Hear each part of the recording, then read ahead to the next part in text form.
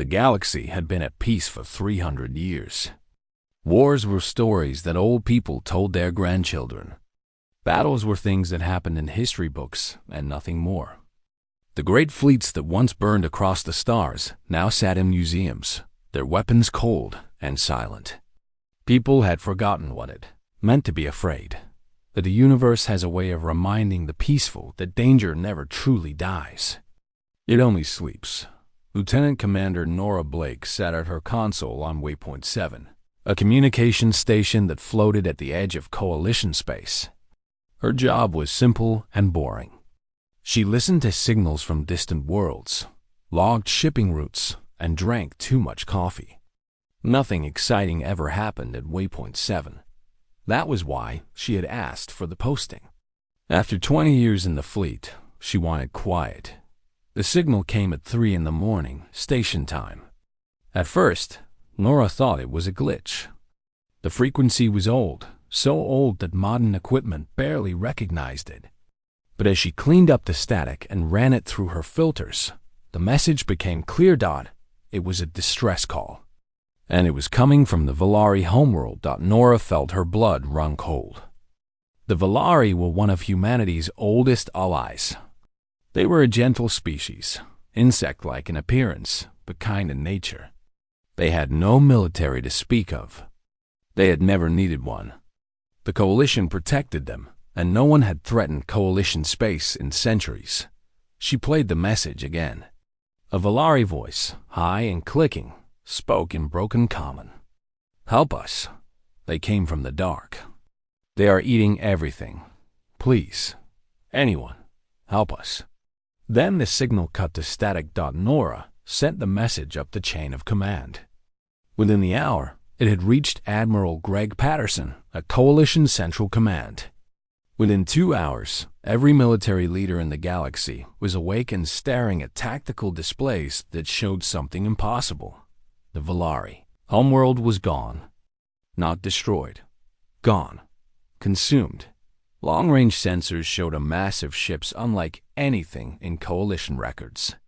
They moved like a swarm of insects, millions of vessels ranging from fighter-size to carriers the size of small moons. They did not communicate. They did not negotiate. They simply moved forward, and everything in their path disappeared. Admiral Patterson called an emergency council. Representatives from every Coalition species gathered in a chamber that had not seen a war council in 300 years. The mood was grim. The data was worse. "We're calling them the Kethrak Swarm," Patterson said, his voice heavy. "We don't know where they came from. We don't know what they want. What we do know is that they've already consumed 3 colony worlds and show no signs of stopping." A Valari representative, one of the few who had escaped the homeworld, clicked in distress.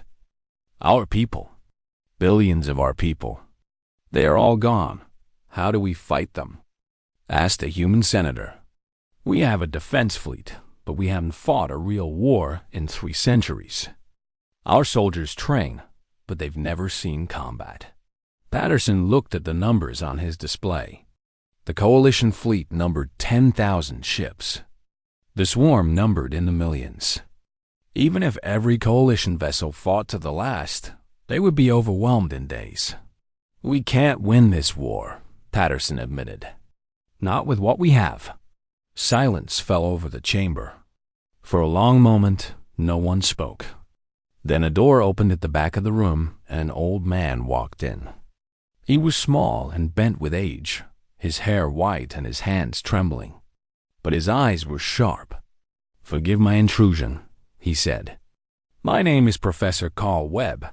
I teach ancient history at the Academy, and I believe I may have a solution to your problem." Patterson frowned. "Professor, this is a military council. Unless you have a fleet hidden somewhere." "I do," Webb said simply. The room fell silent again. Webb walked slowly to the central display and entered a set of coordinates that made the computer pause and request additional clearance. Webb entered a code that hadn't been used in 300 years. The display changed. It showed a region of space in the outer rim, deep in an asteroid field where no one ever went. And there, hidden among the rocks, were 12 massive shapes. The Titan-class warships, Webb said, built during the Great Unification War, crewed by the battle giants. A murmur ran through the council. Everyone knew the stories. The battle giants were legends, myths, bedtime stories told to children.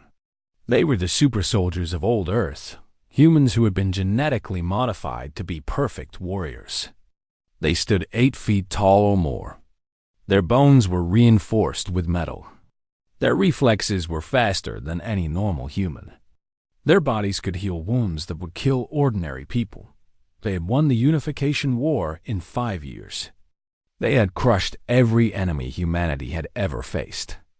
And when the war ended, they had been put to sleep. The giants are real? The senator asked. Very real, Webb said. I spent my entire career studying them. When the war ended, the coalition didn't know what to do with them. They were too dangerous to keep awake, too valuable to destroy. So they were placed in cryogenic suspension aboard their ships and hidden away. The coordinates were classified at the highest level. I only found them by accident, buried in files that everyone had forgotten. Patterson stared at the display. You're suggesting we wake them up. I'm suggesting it's the only chance we have, Webb said. The giants were made for exactly this kind of war.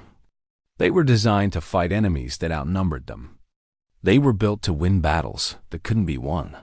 They've been asleep for 300 years, another admiral said. How do we know they'll even function? How do we know they'll help us? Webb smiled, and for a moment he looked like a young man again. Because that's what they were made for. The giants aren't just soldiers. They're protectors. It's written into their very genes. They can't refuse a call for help any more than you can refuse to breathe. Patterson looked around the room. He saw fear in every face. But he also saw hope, small and fragile, flickering to life. Do it, he said. Send a team to wake the giants. Nora Blake was chosen to lead the mission. She didn't know why. Maybe because she had received the original distress call. Maybe because she was the only one who had volunteered. Or maybe because everyone else was too afraid to nod as her ship jumped toward the outer rim. She found herself thinking about the old stories. The giants had been heroes once. They had saved humanity from extinction. But they had also been terrifying weapons in human form, built for destruction. What would 300 years of sleep do to such creatures? Would they still remember how to fight? Would they still want to? Nora didn't know. But as the swarm continued to consume world after world, she knew one thing for certain. The giants were their only hope. The asteroid field was a graveyard of stone and ice. Massive rocks tumbled slowly through the void, some of them larger than cities. Nora Blake guided her ship through the debris carefully, watching her sensors for any sign of the hidden fleet dot. For 3 days they searched. The coordinates Professor Webb had provided were 3 centuries old, and stellar drift had changed everything. Twice they nearly crashed into asteroids that appeared from nowhere. Once they lost power for 6 terrifying hours while the engineers scrambled to repair a damaged reactor. But on the 4th day, they found them. The Titan-class warships hung in formation among the asteroids, their hulls dark and silent. They were massive, each one nearly 2 kilometers long. Their armor was scarred with old battle damage, marks from a war that everyone had forgotten. Weapons bristled from every surface, cannons and missile tubes and things that Nora couldn't even identify. "My God," whispered her pilot, a young man named Danny Cruz. "They're real. They're actually real." Nora said nothing. She was too busy staring at the flagship, a vessel even larger than the others. Its name was painted on the hull in letters 10 meters tall. Ironclad Dot, they docked with the Ironclad through an emergency airlock. The interior of the ship was cold and dark, but when Nora stepped aboard, lights flickered on automatically. The ship recognized that someone had arrived. After 300 years, it was still waiting. The team moved through corridors built for people much larger than them. The ceilings were 4 meters high. The doors were wide enough for 3 normal humans to walk through side by side. Everything was oversized, designed for the giants who had once called this ship home. They found the cryogenic bay at the heart of the vessel. It was a massive chamber filled with rows of sleeping pods, hundreds of them stretching into the darkness. Each pod contained a single figure, motionless and frosted with ice. Chief Medical Officer Diana Russo approached the nearest pod and wiped away the frost. Behind the glass lay a man unlike any she had ever seen. He was enormous, easily 8 feet tall even in his curled sleeping position. His face was hard and angular, marked with old scars. His hands, folded across his chest, were the size of dinner plates. "This is Captain Henry Cole," Russo said, reading the display on the pod. "Commanding officer of the Titan fleet. He's been asleep for 312 years. Nora looked at the sleeping giant and felt a chill that had nothing to do with the cold. This man had fought in wars that had shaped the galaxy. He had killed enemies by the thousands. And now they were going to wake him up and ask him to do it again. "Begin the revival sequence," she ordered. The process took 6 hours. The pods had to warm slowly. The bodies inside brought back to life degree by degree. Russo monitored every vital sign, her face tight with concentration. No one had ever revived someone from such a long cryogenic sleep. They were in unknown territory. Captain Henry Cole opened his eyes at exactly 0600 hours. For a long moment, he simply lay there, staring at the ceiling. His chest rose and fell slowly. His fingers flexed, testing muscles that hadn't moved in centuries. Then, with a smoothness that seemed impossible for someone his size, he sat up. "Report," he said. His voice was deep and rough, like stones grinding together. Nora stepped forward. She had to crane her neck to meet his eyes. "Captain Cole, my name is Lieutenant Commander Nora Blake. You've been in cryogenic suspension for 312 years. The Galactic Coalition has sent us to revive you because we face a threat we cannot handle alone." Cole listened without expression as she explained the situation. The Kethrak swarm, the consumed worlds, the millions of enemy ships, the fact that the Coalition fleet was outnumbered 50 to 1. When she finished, Cole was silent for a long moment. Then he swung his legs off the pod and stood. He towered over everyone in the room, a mountain of muscle and engineered bone. His joints popped and cracked as he stretched, working out 3 centuries of stillness. "How long until we reach the enemy?" he asked. Nora blinked. "Sir, don't you have any questions? About what's happened in the last 300 years? About the state of the galaxy? About anything?" Cole looked down at her with eyes that had seen too much death to be surprised by anything. "None of that matters right now. There are people in danger. That's all I need to know. How long until we reach the enemy?" 12 days at maximum speed," Nora said. "Then we have 12 days to wake my crew and prepare for war." Cole turned to Russo. "Begin revival of the command staff. Major Cal Jensen first, then Sergeant Maria Santos. I want my tactical officer and my weapons chief on their feet within the hour." The next several days were a blur of activity. One by one, the giants woke from their long sleep. They emerged from their pods confused and disoriented, but that confusion faded quickly. Within hours of waking, each giant was at their station, running diagnostics, checking systems, preparing for battle. Major Kyle Jensen was the tactical officer, a giant with a shaved head and eyes that seemed to see everything at once.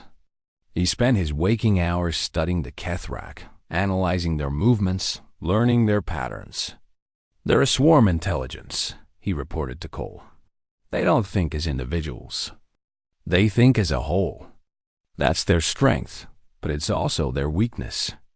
Disrupt their coordination, and they become confused. Sergeant First Class Maria Santos was in charge of weapons and boarding defense. She was shorter than most giants, only 7.5 feet tall. But her arms were thick with muscle, and her face wore a permanent scowl. She inspected every weapon on the ship personally, cleaning barrels and testing firing mechanisms that hadn't been used in 3 centuries. The guns still work, she reported. The swarm is going to learn what human engineering can do.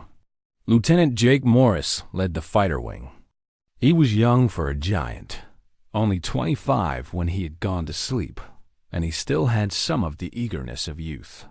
He climbed into his fighter cockpit and ran simulation after simulation, his enhanced reflexes allowing him to process combat data faster than any normal human could comprehend. "I've been asleep too long," he said with a grin. "My trigger finger is itchy." Nora watched them all with a mixture of awe and fear. These were not normal soldiers. They moved with a coordination that seemed almost supernatural, communicating in glances and gestures that she couldn't follow. They spoke of war as if it were a familiar friend, something they had missed during their long sleep. On the 5th day, Captain Cole gathered his awakened crew in the Ironclad's main briefing room. Over 300 giants filled the space, standing at attention, their eyes fixed on their commander. "You all know the situation," Cole said. His voice carried through the room without effort. "We've been asleep for 300 years. The galaxy has changed. The people who sent us to sleep are long dead. Everything we knew is gone." He paused, letting the words sink in. But some things never change. We were built to protect humanity and its allies. We were made to fight the battles that no one else could fight. 300 years changes nothing. The people out there are scared. They're dying. And they called for us. Cole looked at each of his soldiers in turn. We answered that call. We always answer that call. That's who we are. That's what we were made for. So get to your stations, check your weapons, and prepare for war. We have a swarm to kill. The giants saluted as one, a sound like thunder rolling through the ship. Then they dispersed, each one moving to their assigned position with purpose and determination. Nora watched them go and felt something she hadn't felt in a long time. Hope. These warriors had slept for 3 centuries. But they hadn't forgotten their purpose. They hadn't forgotten what they were. The battle giants were awake. And the swarm was about to learn why humanity had once ruled the stars. The Titan fleet jumped into the Valari border system at dawn, local time. 12 massive warships emerged from hyperspace in perfect formation, their engines burning bright against the darkness of space. They had traveled for 12 days, and now they had arrived at the edge of the war. What they found made even the giants pause. The Kethrak Vanguard filled the sensor displays like a plague of locusts. 30,000 ships, ranging from small fighters to massive carriers, swarmed through the system in patterns that made no logical sense. They moved as one organism, spinning and diving and clustering together before breaking apart again. At the center of the swarm hung a space station that had once belonged to the Valari. Its surface was covered in something organic, something alive, something that pulsed and grew even as they watched. Aboard the Ironclad, Nora Blake stood at the observation window with her mouth open. She had known the numbers. She had seen the reports. But seeing the enemy with her own eyes was something different entirely. "There are so many of them," she whispered. Captain Henry Cole stood beside her, his massive arms crossed over his chest. His face showed no fear. His eyes showed no doubt. He simply studied the swarm with the calm attention of a craftsman examining his work. "I've seen worse," he said. Nora turned to stare at him. "Worse than this, when?" "The Battle of Proxima." The Siege of Europa. The final stand at Armstrong Station. Cole's voice was flat, matter-of-fact. We won all of them. We'll win this too. He turned and walked to the command center, his footsteps shaking the deck. Nora followed, struggling to keep up with his long strides. The bridge of the ironclad was built for giants. The seats were massive, the consoles spread wide, the ceiling high enough for the crew to stand at their full height. Major Kyle Jensen sat at the tactical station, his fingers dancing over displays that showed enemy positions and movement patterns. Sergeant Maria Santos stood at the weapons console, her hands resting on controls that could unleash destruction on a planetary scale. All ships report ready, Jensen said. The swarm hasn't noticed us yet. We have surprise on our side. Cole settled into his command chair, a throne of metal and leather that had been empty for 3 centuries. He looked at his crew, then at the swarm on the main display. Then he smiled. It was not a kind smile. It was the smile of a predator who had finally found prey worth hunting. Battle stations, he ordered. All weapons hot. Prepare to engage. The ironclad's main cannons powered up with a sound like thunder. Across the fleet, 11 other ships did the same. These weapons had not fired in 300 years, but they remembered their purpose. They remembered what they were made to do. All ships, this is Cole. Standard swarm engagement pattern. Break their formation, then hunt them down. No surrender. No retreat. We finish this today. The Titan fleet accelerated toward the enemy. The swarm noticed them when they were 10,000 kilometers out. The massive enemy ship shifted, millions of organisms turning to face this new threat. They had consumed 3 worlds without resistance. They had never encountered anything that chose to fight back. They were about to learn why that was a mistake. The ironclad fired first. Its main cannons, massive weapons that could crack the crust of a planet, sent beams of concentrated energy into the heart of the swarm. Where those beams touched, ships died by the hundreds. Explosions rippled through the enemy formation like fire through dry grass. Then the other Titan ships opened fire. And the battle became chaos. Lieutenant Jake Morris led his fighter wing into the swarm, his enhanced reflexes allowing him to see patterns that no normal human could detect.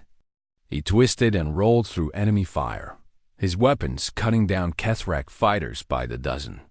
Behind him, 200 other giant pilots did the same, their fighters moving in formation so tight that they seemed to be a single organism. They're trying to surround us, Morris reported, his voice calm despite the explosions all around him. Typical swarm behavior. They want to overwhelm us with numbers. Let them try, Cole replied. All ships, diamond formation. Concentrate fire on their carriers. The Titan ships pulled together, their overlapping fire creating a wall of destruction that nothing could penetrate. The swarm threw itself against that wall again and again, thousands of ships dying with each attack. But there were always more. Always more. The Kethrak adapted quickly. They realized that they could not break the Titan formation from the outside, so they began to focus their attacks on individual ships, trying to break the diamond from within. A carrier the size of a small moon moved toward the ironclad, its hull opening to release a flood of boarding pods. They're attempting to board us, Santos reported, her voice tight with anticipation. Thousands of them. Repel boarders, Cole ordered. All security teams to defensive positions. Santos grabbed her weapon, a massive rifle that normal humans would need a tripod to fire, and ran for the corridors. Behind her came 200 giants, each one armed and armored, each one eager for close combat. The Kethrak breached the hull in a dozen places at once. They poured into the ship like a flood, creatures of chitin and claw and hunger. They had overwhelmed every enemy they had ever faced through sheer numbers. They had never faced the battle giants. Santos met the first wave in Corridor 7, a junction point where 3 halls came together. The Kethrak were fast, their movements unpredictable, their claws sharp enough to cut through steel. But Santos was faster. Her rifle fired again and again, each shot punching through alien bodies with brutal efficiency. When the rifle ran empty, she drew her sidearm. When that ran empty, she used her fists. The corridor became a charnel house. Bodies piled up, alien blood painting the walls in shades of green and black. More Kethrak came, climbing over the corpses of their fallen, driven by the hive mind to destroy these creatures that dared resist them. Santa stood her ground. She did not retreat. She did not falter. She was a battle giant, and this was what she had been made for. All across the ship, similar scenes played out. Giants fought in corridors and cargo bays, in engine rooms and observation decks. They fought with guns and knives and bare hands. They fought with a ferocity that the swarm had never encountered before. Outside, the space battle continued. The Titan ships tore through enemy formations, their coordinated fire creating corridors of death through the swarm. One by one, the Kethrak carriers fell, their destruction sending ripples of confusion through the hive mind. 6 hours after the battle began, it was over. 30,000 Kethrak ships had been reduced to scattered debris. The vanguard that was supposed to be invincible had been destroyed by 12 ships and their crews. The organic growth on the Valari station continued to pulse, but it had lost its connection to the swarm. It was dying. On the bridge of the ironclad, Cole surveyed the aftermath. His ship had taken damage. 2 of his crew had been killed in the boarding action. But the enemy was destroyed, and the Titan fleet remained operational. Nora Blake stood at the back of the bridge, her face pale, her hands shaking. She had watched the entire battle from the observation deck, unable to look away. She had seen the giants fight. She had seen what they could do. "That was incredible," she managed to say. "I've never seen anything like it." Cole turned to look at her. There was no pride in his eyes. No satisfaction, only weariness, the bone-deep exhaustion of a man who had fought too many battles. "That was just the vanguard," he said quietly. "The main swarm is still out there. Billions of ships. And at the center of it all is the hive mind. As long as it lives, the swarm will keep coming." He turned back to the display, studying the star charts that showed Kethrak territory. "This war isn't over. It's just beginning." The coalition observers who had accompanied the fleet sent their reports back to Central Command. Within hours, the entire galaxy knew what had happened. The battle giants had returned. And they had won, but Cole was right. The vanguard was only the beginning. Somewhere in the darkness, the hive mind was watching. It had learned that there was something in the galaxy that could fight back. And it was angry. The intelligence gathered from the battle changed everything. Major Kyle Jensen spent 3 days analyzing data from captured Kethrak ships, studying their communication patterns, mapping their neural connections. What he found gave them their first real hope since the war began. "The swarm operates on a central intelligence," Jensen explained to the command staff, his finger tracing lines on a holographic display. "Every ship, every creature, every action is controlled by a single hive mind. It's located here, at the center of their territory." He pointed to a pulsing dot deep in unexplored space. "Destroy it, and the entire swarm dies with it." Captain Henry Cole studied the display with narrowed eyes. The path to the hive mind cut through the heart of Kethrak space. Billions of enemy ships stood between them and their target. Every system along the route would be a battlefield. "How long to reach it?" he asked. 12 days at combat speed," Jensen replied. "Assuming we survive that long?" Cole looked around the room at his officers. Santos, her armor still stained with alien blood from the last battle. Morris, young and eager, already calculating flight paths. Russo, the medical officer who had kept them alive through 3 centuries of sleep. And behind them, through the observation window, the 11 other ships of the Titan fleet waiting for orders. "We didn't wake up to play it safe," Cole said. "We woke up to end this war. Plot a course for the hive mind. All ships prepare for extended combat operations." The campaign that followed would later be called the 12 Days of Fire. It was the most brutal stretch of fighting the galaxy had seen in 300 years. And it would become legend. Day 1. They hit the outer perimeter of Kethrak space. A defensive fleet of 50,000 ships tried to stop them. The Titans punched through in 6 hours, leaving wreckage spinning in their wake. Day 3, they encountered a breeding world, a planet completely covered in organic Adrak structures. Millions of new soldiers were being grown in vast biological factories. Cole ordered the planet sterilized from orbit. The giants watched without emotion as nuclear fire cleansed the surface. Day 5. They lost their first ship. The Relentless was bringing up the rear of the formation when a Kethrak ambush caught them off guard.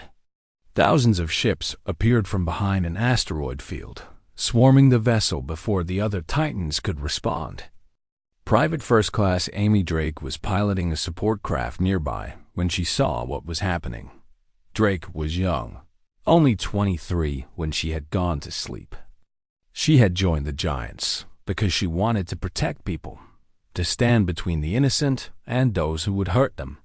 She had never expected to die for that belief, but she didn't hesitate. Drake turned her ship directly into the path of a Kethrak carrier that was preparing to fire on the Relentless's damaged engines. Her vessel was small, barely 100 meters long. The carrier was the size of a mountain. But Drake pushed her engines to maximum and aimed for the carrier's weapon systems. The explosion lit up the void like a second sun. The carrier's weapons went offline. The Relentless escaped, and Amy Drake was gone. Cole held a brief memorial service that night. Every giant on every ship stopped what they were doing to listen as their captain spoke. Private Drake gave her life so that her brothers and sisters could continue the mission, Cole said, his voice rough. That's what giants do. We don't fight for glory. We don't fight for ourselves. We fight for each other, and we fight for everyone who can't fight for themselves. Drake understood that. She lived it. And now we honor her by finishing what we started. They pressed on. Day 8 brought the worst battle yet. The Kethrak had gathered a fleet of 200,000 ships to stop them, anchored by a dozen supercarriers that dwarfed even the Titan vessels. The fighting lasted for 18 hours. The Ironclad took a direct hit to its forward section, and Commander Pete Lawson found himself standing at a breach in the hull with nothing but a welding torch and his bare hands. The vacuum of space pulled at him, trying to drag him into the void. Kethrak boarders were climbing through the hole, their claws scraping against the metal. Lawson planted his feet and held his ground. He welded the breach partially closed with one hand while fighting off boarders with the other. His lungs burned, his vision blurred, but he refused to fall. He was a giant, and this was his ship, and nothing was going to take it from him. Reinforcements arrived 12 minutes later. They found Lawson still standing, surrounded by alien bodies, the breach sealed behind him. He had lost 3 fingers to frostbite. He didn't seem to notice. "Is the ship secure?" he asked. "Yes, sir." "Then get me back to my station. We have a war to win." Day 10. Day 11. The fleet pushed deeper into enemy territory, losing ships and soldiers with each battle.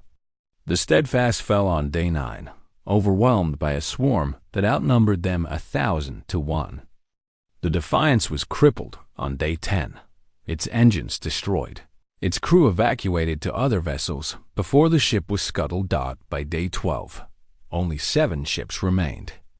The Ironclad led the formation, its hull scarred and battered but still functional.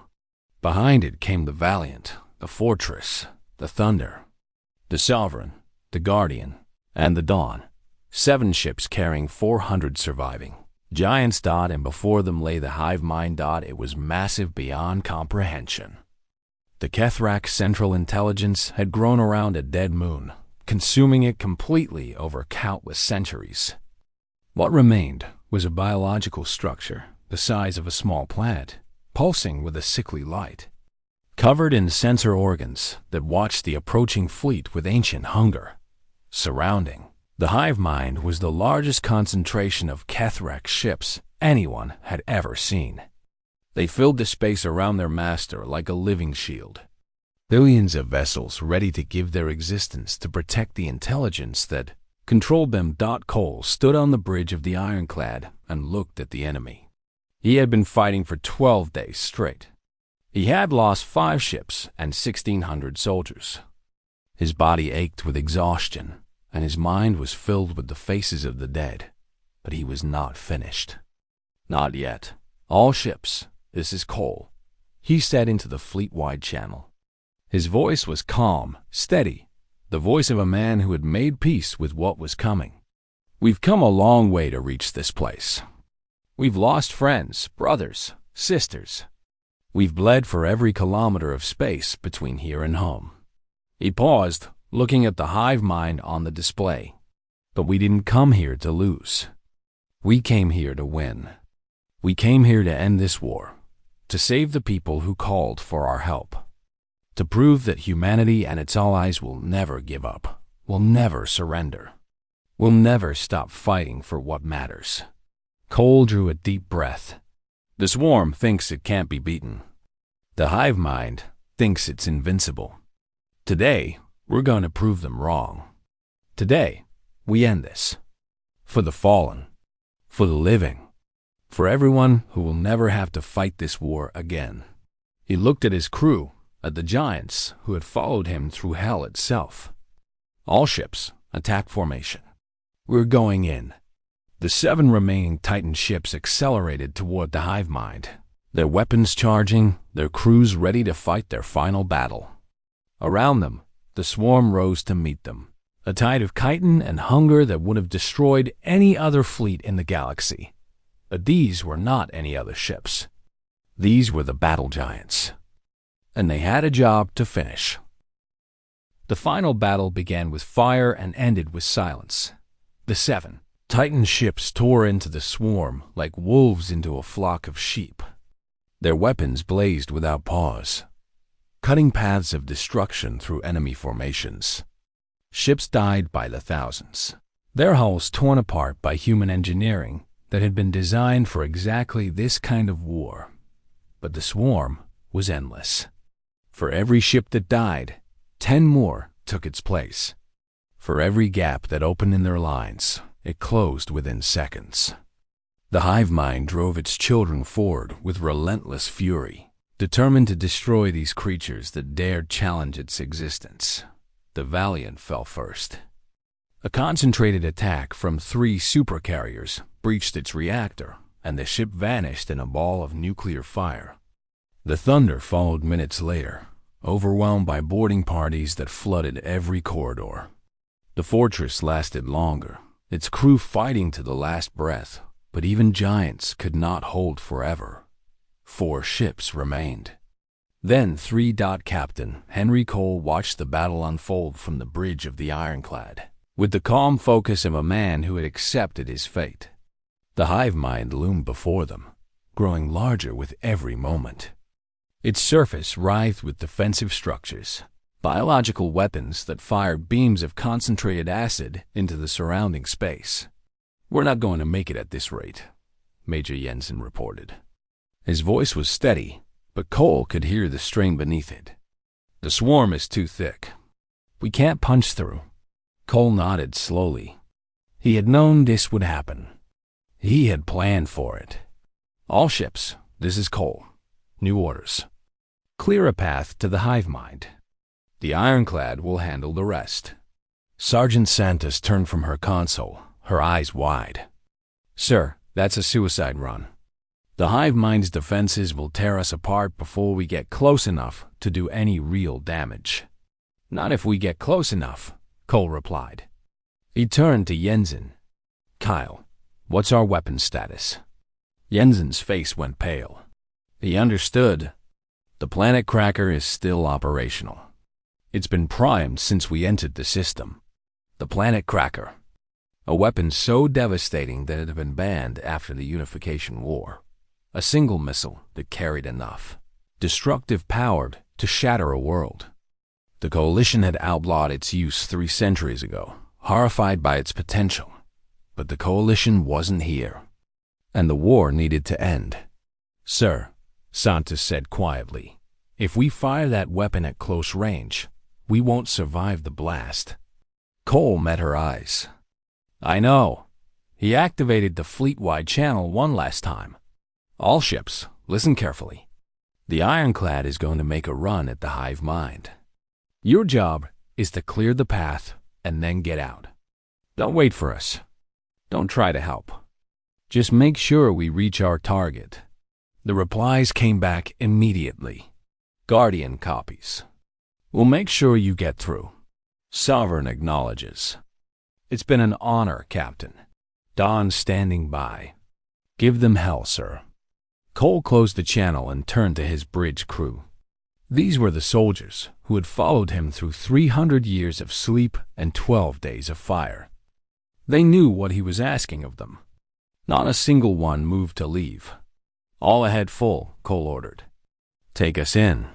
The Ironclad surged forward, its engines burning at maximum power. Around it, the other 3 Titan ships spread out, drawing fire, creating a corridor through the swarm. The Guardian took a critical hit and began to spiral, but it kept fighting, its guns blazing until the moment it came apart. The Sovereign rammed a supercarrier, its hull crumpling against the enemy vessel, but the path stayed open. The hive mind sensed the danger. It turned its full attention to the approaching ship, every weapon on its surface firing at once. Beams of acid and biological projectiles hammered against the ironclad shields. The hull screamed under the assault. Compartments breached. Corridors vented into space. Crew members died at their stations, but Cole held course. 5,000 kilometers. 3,000. 1,000. Target lock confirmed, Jensen reported, blood running from a cut on his forehead. Missile armed and ready. Fire, Cole said. The planet cracker launched from the Ironclad's forward bay, a silver dart racing toward the heart of the hive mind. The missile was fast, designed to reach its target before any defense could stop it. The hive mind tried. Every weapon it had turned on the incoming projectile. Thousands of swarm ships threw themselves into its path. But the missile was too fast, too well designed. Built by humans who had learned long ago how to kill things that didn't want to die. The missile struck the hive mind at its exact center. For a single moment, nothing happened. Then the world turned white. The explosion was visible from 3 systems away. A sun was born in the darkness, a ball of nuclear fire that consumed the hive mind completely. The shockwave rippled outward, destroying everything in its path. Swarm ships disintegrated by the billions. The biological moon cracked and burned and finally came apart, and throughout the galaxy, the Kethrak fell silent.